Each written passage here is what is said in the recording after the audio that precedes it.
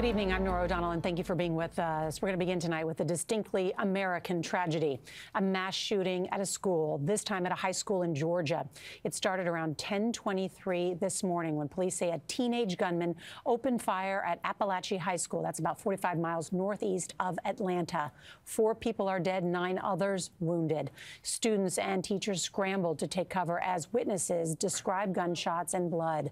One teen texted, "I love you," to his parents.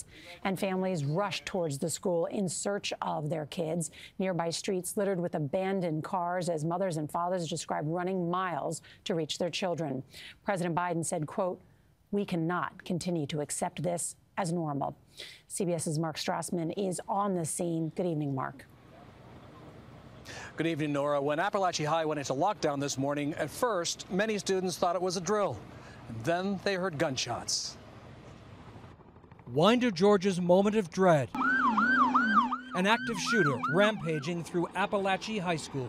He started shooting like 10 times. He shot at least 10 times. I had saw one of my classmates on the ground bleeding so bad. Hurry up, now, let's go. Inside the school, gunshots, panic. When did you first realize it was real? And I was in chemistry, and we heard loud banging, and then we heard screaming. As soon as I heard screaming, I was like, oh, this is for real. And carnage. 4 people killed, 2 teachers and 2 students. 9 others were injured.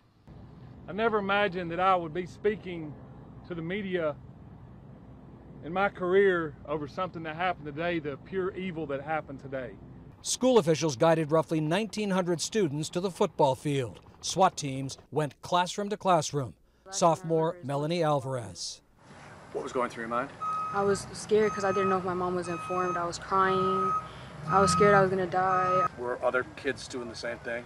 Yeah, all of us were crying. The alleged shooter, now in custody, identified as 14-year-old Colt Gray. And our school resource officer engaged him, and the shooter quickly realized that if he did not give up,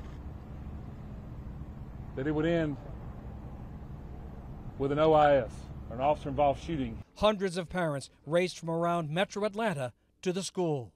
I was completely in shock, didn't know if I was going to be able to get here and be able to see my daughter alive.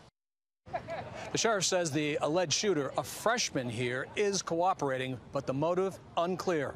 Nora, this school will be closed the rest of the week.